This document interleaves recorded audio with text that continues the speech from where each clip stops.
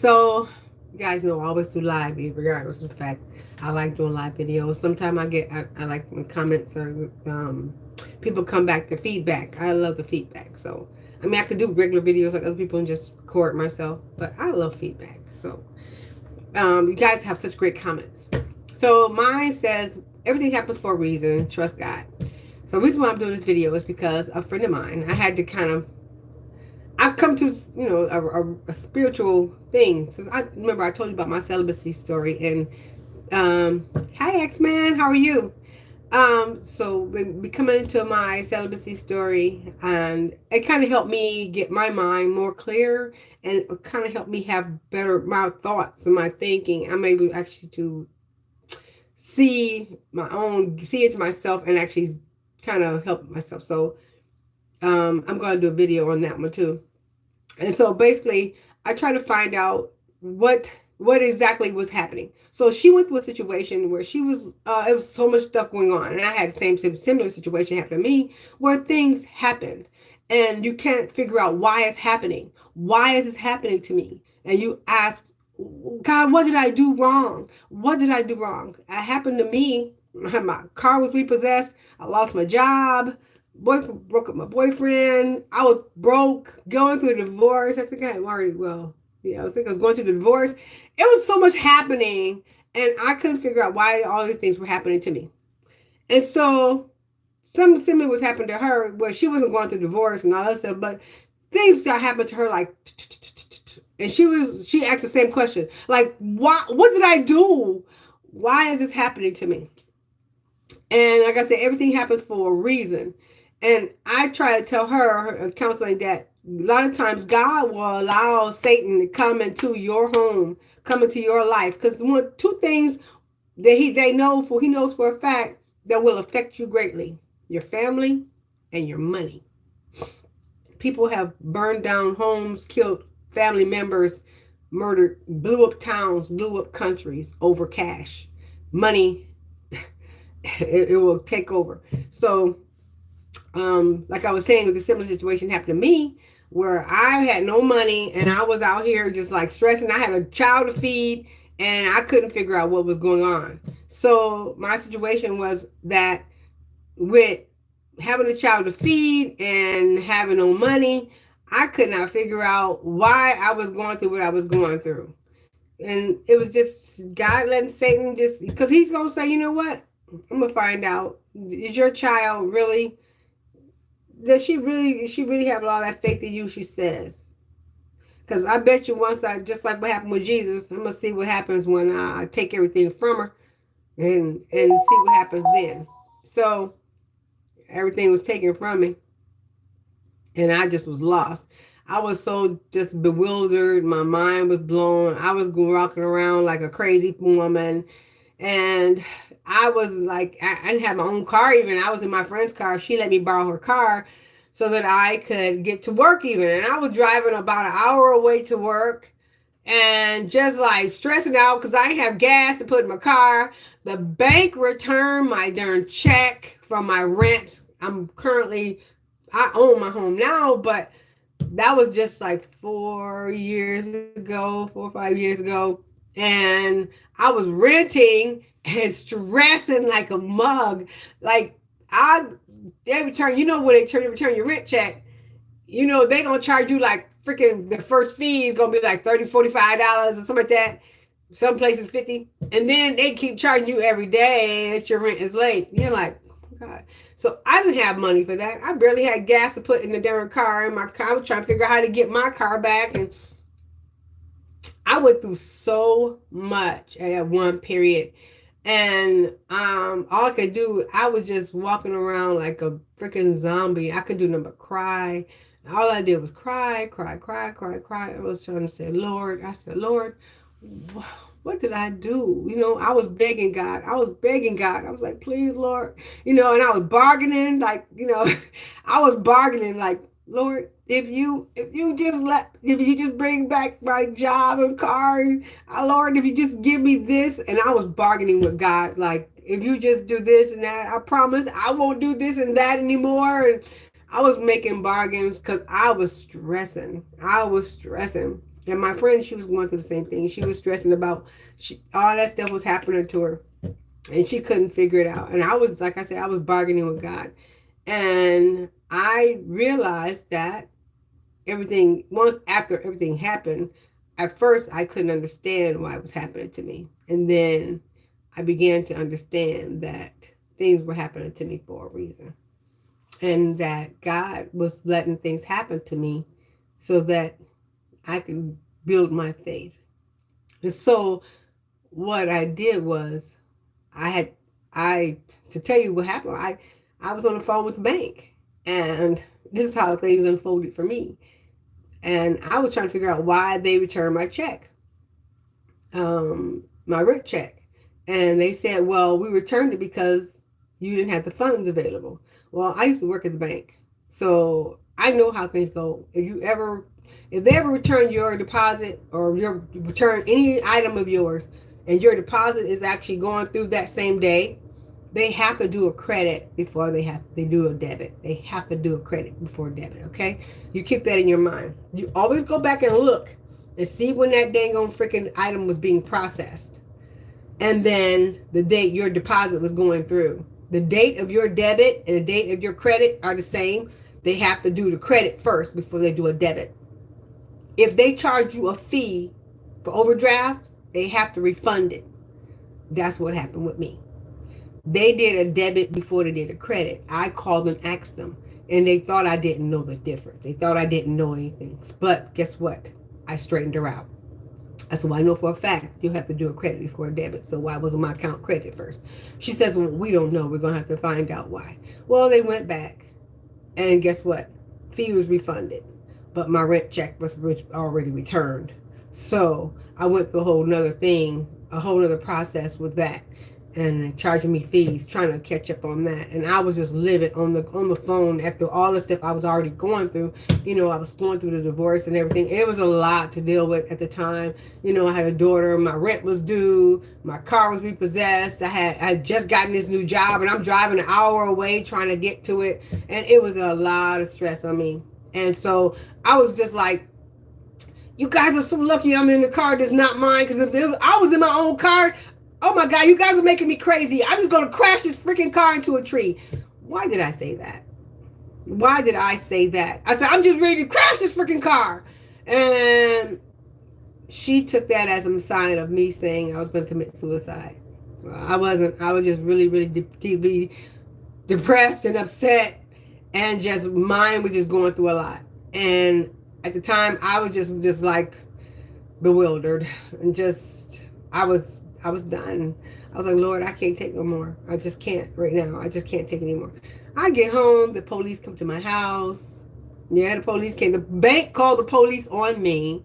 They come to my house, and I hear them in the front. I'm in the back of my bedroom, so I'm nervous. And I'm like, oh, Lord, why is the police at my house? So my daughter had told me before I even got home, the bank had already called my home and asking my daughter where I was.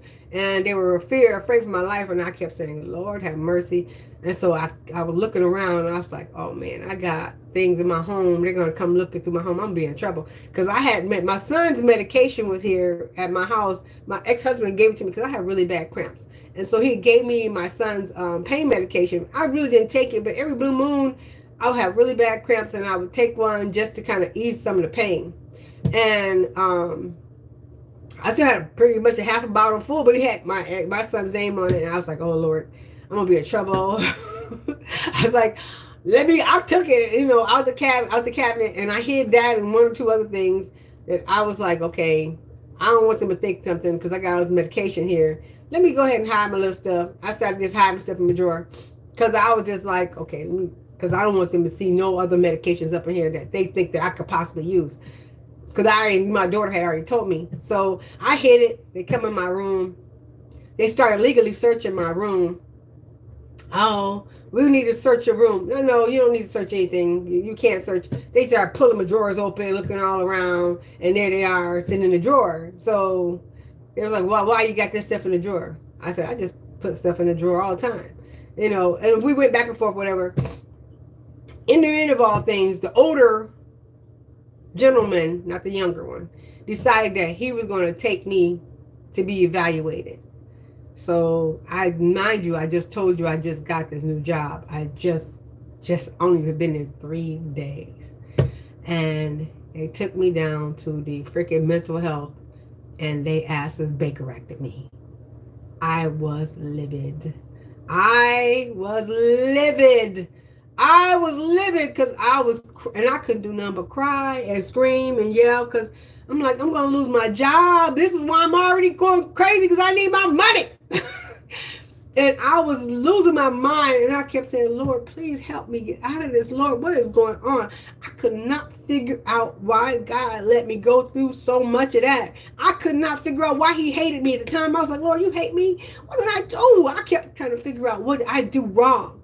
And I know I'm not a perfect person. I'm not a perfect human being. I do a lot of stuff wrong. You know, I got a potty mouth I'm trying to work on right now. Oh my God, I curse a lot. But it was just like crazy. And so while I was sitting there, something came to me and said, oh, because everything's happening to you, but you got to have more faith in God. Because apparently you ain't got no faith. And you need to have more faith. So I was there. They held me for like 2 or 3 days. And I did not eat, drink, pee, nothing for 2 or 3 days. I just sat there meditating. And that's what I did. I just meditated for those 2 or 3 days. My boss kept calling my house, kept trying to find out where I was. And she called me, and my daughter wouldn't even tell her where I was. And it was just like, I don't know. I thought, I just knew I had lost that job. I just knew that I was going to be back out here searching for a job. Well, guess what? I didn't lose a job. I got released from that little place because all they wanted to do was take my blood pressure, you know, and I was being resistant. Like, no, you can't. So what happened was I ended up doing that. So one nurse came over to me because she saw me just sitting there every day looking crazy, meditating, and I wouldn't eat or drink nothing. She said, look, just let them do your blood pressure and they will let you go home. You should have seen the look on my face like, God dang it. That's all they wanted was some damn blood pressure. Yeah, that's all they wanted was blood pressure. But I was so caught up in my own emotions that I couldn't think clearly. And I couldn't see anything. And I couldn't understand anything. And my whole thoughts were all messed up. And so finally I was able to think clearly and be clear. I sat at this table, in this one spot in this table, and I did not move. I swear I did not move from that spot. I slept there, leaned on this table. And they kept telling me, you have to go to your room and go lay down. I would not lay down in that bed. I sat there at that table and laid my head on the table and slept there all night and woke up the next morning sitting there, just like that. And I was able to clear my mind, and then I went home. And from that point on, I had to start thinking more clearly. And those other things came into reality, revelations, I start being able to see things more clearly. So God had me going out to this job for over a year, and it led me to my job. I currently work for the VA, and that job led me to this job, because at first I wasn't even going to take the job. I was going to I actually had turned the job down and was going to go do and stay where I was, because I was in the LPN program. I was in nursing school, and I don't know, I turned the job down, like I said, and my coworker was actually called for the job, but he didn't answer the phone. And just so happened, I had second thoughts the next day and called them back and said, hey, is that job still available? And they said, yeah, we tried to call someone, but they didn't answer. So are you still available? I said, yeah. And then when he called back, they had already given the job to me. Everything happens for a reason. So I was back here driving home instead of driving an hour away. I was back in my area driving and making a lot more money than I was making. I was able to pull myself out of the rut I was in, pull myself out, get my car, I ended up getting my car back, and my money started rolling in, and I started doing much better. I started appreciating. I could appreciate where I was and know that, okay, you need to calm down. You get upset about things. You need to start thinking more clearly, and you also need to have more faith. And so that's what I told her when she was going through her thing just last week. She's like, oh, I can't figure out what's going on. She said, everything happened. I'm just losing my mind. I said, God's gonna let the devil come in, and he's gonna unleash all kinds of things on you. You know, he can mess with your kids. You know, he can mess with your money. You have to have faith. Everything happens for a reason. He's gonna lead you down this road. And she was like me, boohoo crying, and just was like, I don't know what to do.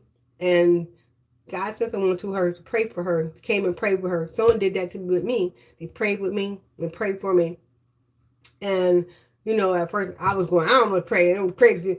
But then I did, and she did the same thing. That person prayed for her and prayed with her, and she got a peace and just let things fall where they may. And then you work on it after it all happens. You can't get upset and be running around here crazy. You just have to let things happen, and then you work on it after things those have happened. You figure out what you're going to do, your point. You just start working on your plan. If this goes this way, then I'll do that. If things go that way, I'll do this. And you have to also do that. So you have to trust in God and know that he's letting things happen for a reason. And you also have to trust in him to know that he's going to bring you out of whatever he brought you out of. So I got a new car. It's not new, but it was what I wanted. I bought my home exactly what I wanted. I asked exactly what I asked God for is what he gave me. I didn't ask for a big old freaking house. I didn't want a big old house, but I did want my house, the house that I knew when I walked in. I knew that this is what God had for me. I knew it when I love my house. And I've never looked around and be like, oh, I hate this. There's nothing about what he's given me that I hate. And I think he's blessed me. You know, I make pretty decent money, you know, at my job. I'm not filthy rich, and I don't claim to be. But guess what? I'm not filthy rich, but bitch, I'm barely broke. Um, and I make my money, and I'm living a pretty decent life, and I'm not stressing. And I was in a relationship even with the boyfriend, and I was every day, you know, you walk around with this weight on your chest, and I was unwilling to let that go, and because it was another stressor on me. And God said, you have to let it go. You have to trust in me and just trust in you and just let it go. And I didn't want to let him go, and because I love him, and I loved him, and I still love him, you know, and but I had to choose me, and I had to have enough faith in God to know that I'm making the right decision for myself. You know, and then once I let him go and trusted in God more, he just brought all this other stuff to me. So you have to just trust God and know that he's going to take you through all the things that you're going through, all of the stresses you have. You may be stressing about relationship. Don't stress about that. You hold on to him, and hold on to your faith. Your money, trust me, he's going to bring you back twice of that. When a door closes, another one will open. And you have to believe in that. If you don't believe in that, that's why your door hasn't opened yet. You have to believe and trust in him that your door will open. You have to believe and trust in him that he is leading you down the path. And you may not see it right then, but best believe he's leading you down the path. He's taking you where he wants you to go. You just have to be willing to go there and follow. And many times we don't want to go where God wants us to go. It's just like I was saying about being celibate. I was having problems in relationships. I didn't have many relationships after I broke up with my boyfriend. I only had one guy I was seeing, but I realized that God was like, look, you have to be obedient to me, and I will send you the person that you need in your life, but you have to be obedient to me. And once you're obedient to me, I know that you will be a better person for that person that I'm going to send to you. I need you right, so I can't send someone to you and you all wrong. So I trust in God to send me who's right for me, and so that I will have the right person in my life. And that's why I said trust in God and believe that he's going to get you where you're going. You have to believe in him. You have to know that all the things you're going through, and you may be crying. You may be crying about all the stuff that you're stressing about, and people hurt you and have you up here just going crazy. But just know that that pain is going to go away a little bit, and you're still going to feel a little bit. But God is here to help you ease that pain. And once you lean on him, you won't feel that pain. You just have to lean on him. So many people commit suicide, and they don't have to. You just have to learn how. That's because you have no faith. You have to have faith in God and know that, okay, yeah, I'm going through some things, and yes, I'm stressing, But you have to also have enough faith to know that He's going to pull you right out of everything you're going through, everything you're struggling through, everything that you are suffering. He's going to bring you out of it. You may not like the end outcome. Sometimes we don't. It ain't gonna always be peaches and cream. It ain't. He ain't gonna always bring you peaches and cream, but you gotta be blessed for what you get, because you could have nothing. There's so many people who have less than that. So I'm blessed and thankful, because I don't have everything, but I'm so blessed with what I have, and I'm at peace, and that's what means more to me than anything.